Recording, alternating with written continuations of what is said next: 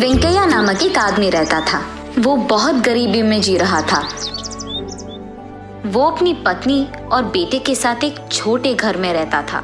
वेंकैया एक छोटे होटल में काम करता था।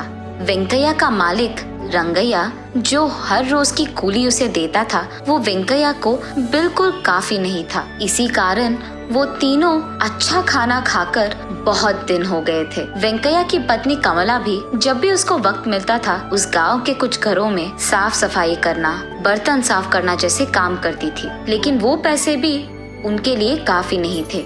इस कारण पति पत्नी दोनों एक दिन घर में बैठकर ऐसे बात करते हैं, हाँ, जो भी पैसे कमा रहे हैं उसी दिन खत्म हो जा रहे हैं। ऐसे ही चलता रहा तो हम हमारे बच्चे को कैसे पढ़ाएंगे? मुझे कुछ समझ में नहीं आ रहा है जी। मुझे भी पता नहीं कमला कि हमारी जिंदगी कब बदलेगी, कि हम अपने खुद के घर में आराम से कब सोएंगे, वो दिन कब आएगा। वरना आप ऐसी छोटी मोटी काम नहीं, कुछ बड़ा देख लीजिए ना, ऐसा कुछ जो हमें ज्यादा पैसे दे। ये सुनकर वेंकैया, ठीक है कमला, कल सुबह जाकर मैं कोई दूसरा नया काम ढूंढूंगा, ऐसे कहता है। अगली सुबह वेंकैया उसके मालिक रंगैया के पास जाकर ऐसे कहता है, साहब, जो पैसे आप मुझे दे रहे हैं वो काफी नहीं है साहब, इसीलिए सोच रहा था कि नया काम ढूंढ लूंगा। अरे ये कैसी बात हुई वेंकैया? अभी अभी तो व्यापार अच्छा चल रहा है, अब अगर तुम छोड़ दोगे तो कैसे होगा? बात तो सही है साहब, लेकिन ठीक है, एक काम करो, हमारे होटल में लोगों को मछली की करी बहुत अच्छी लगती है ना, तुम्हें मछली पकड़ना तो वैसे भी आता है, तुम हर रोज होटल को मछलियाँ लाओ, ऐसे करके तुम्हें भी ज्यादा पैसे मिलेंगे और मेरा व्यापार भी बढ़ेगा। ठीक है साहब, मैं कल से ही मछलियाँ पकड़ के लेके आऊंगा। ये कहकर वो वहाँ से चले जाता है।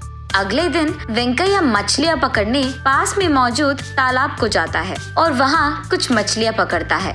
ऐसे वो उस दिन के पकड़े हुए मछलियाँ लेकर होटल जाकर उसके मालिक रंगैया को देता है। ताज़ी मछलियाँ लाने के लिए होटल का मालिक रंगैया वेंकैया को उसके रोज की कुली से कई गुना ज्यादा पैसे देता है। ये देख वेंकैया बहुत खुश होता है। ऐसे ही अगले दिन भी ज्यादा मछलियाँ पकड़कर वेंकैया रंगैया को देता है।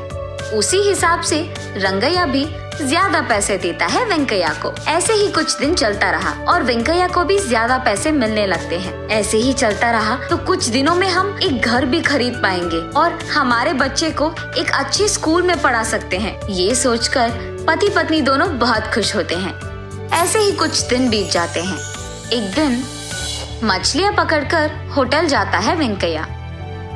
वेंकैया, व्यापार ठीक नहीं चल रहा है, कल से मैं तुम्हारे पास मछलियाँ नहीं खरीद पाऊंगा और आज भी इतने सारे मछलियाँ मैं नहीं खरीद पाऊंगा, इसलिए थोड़े ही खरीदूंगा और उनके पैसे दे दूंगा। ये कहकर कुछ ही मछलियाँ लेकर उनके ही पैसे देता है रंगैया। उसके बाद बाकी मछलियों को हाथ में लेकर वेंकैया ऐसे सोचता है, अरे रे, अभी अभी तो मैंने सोचा कि पैसे हाथ में आ रहे हैं और ऐसे हो गया।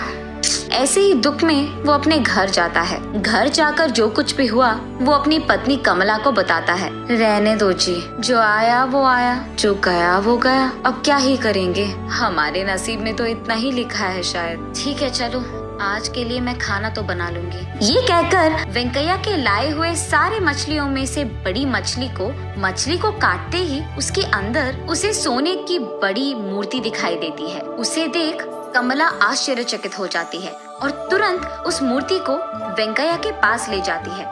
उस मूर्ति को देख वेंकैया, अरे बाप रे, ये तो शुद्ध और स्वच्छ सोने से बना है, इसे बेचेंगे तो हमें बहुत पैसे मिलेंगे, ऐसे कहता है। हाँ जी, बात तो सही है, मुझे लगता है कि हमें नसीब इस रूप में आया है। वो कहते हैं ना कि भगवान जब एक दरवाजा बंद कर देता है तो दूसरी तरफ एक और खोल देता है, ऐसे कहती है। अरे हाँ हाँ, बिल्कुल ठीक कह रही हो कमला। अगले दिन उस सोने की मूर्ति को लेकर सोने की दुकान जाता है वेंकैया।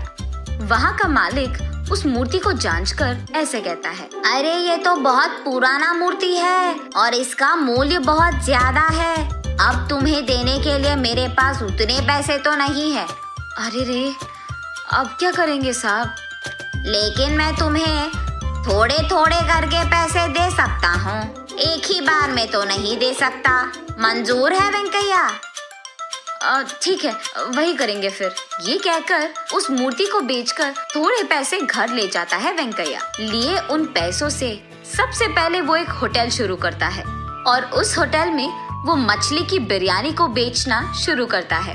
रंगैया के मछली की करी के अलावा उस गांव में किसी ने भी अब तक मछली की बिरयानी नहीं बनाई है, इसीलिए वेंकैया की होटल की बिरयानी एकदम बहुत प्रसिद्ध बन जाता है। इस कारण वो उसके होटल में कुछ लोगों को काम भी देता है और क्योंकि वेंकैया वेतन ज्यादा दे रहा था, ये सुनकर रंगैया के होटल में काम करने वाले लोग भी वेंकैया के होटल जाकर काम करने लगते हैं। ये सुनकर रंगैया वेंकैया के पास जाकर ऐसे कहता है, क्या वेंकैया, मेरे होटल में काम करने वाले लोगों को भी तुम्हारे होटल में काम करने के लिए लगा दिया तुमने? तुम्हारे वजह से मेरा व्यापार खराब हो गया है। तुम कूली का काम करते हुए मछलियाँ पकड़ते थे, एक बार में जब नसीब बदल गया तो अकड़ चढ़ गया दिमाग को। साहब, मैंने उनसे ये नहीं कहा कि आपके पास काम बंद करके मेरे पास काम करने आ जाए। उनको काम चाहिए था और मेरे पास काम था तो मैंने दिया, बस।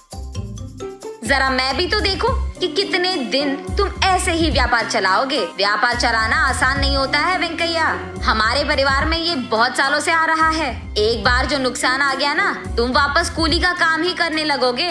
याद रखना। क्या कहीं लिखा है कि आप जैसे लोग ही व्यापार कर सकते हैं और हमारे जैसे नहीं? और वैसे भी मुझे कोई डर नहीं है साहब, अगर मेरा व्यापार नहीं चला तो मैं वापस कूली का काम कर ही लूंगा, लेकिन आप तो वो भी नहीं कर पाएंगे। आपका व्यापार वैसे भी ठीक तो नहीं चल रहा, तो जरा आप ही देख लो, कूली का काम करना है या कोई और। ऐसे आराम से रंगैया को जवाब दे देता है वेंकैया। ये सुनकर गुस्से में चुपचाप वहाँ से चले जाता है रंगैया। एक तरफ होटल चलाते हुए कमाकर, दूसरी तरफ उस सोने के दुकान के मालिक से पैसे लेता है वेंकैया। उन्हीं पैसों से उसके बेटे को एक अच्छे स्कूल में पढ़ाता है, एक अच्छा घर भी खरीदता है और उसकी बीवी को ढेर सारे गहने खरीदता है। ऐसे कुछ ही दिनों में वेंकैया काम के लिए ढूंढने के स्थान से काम देने के स्थान तक जाता है।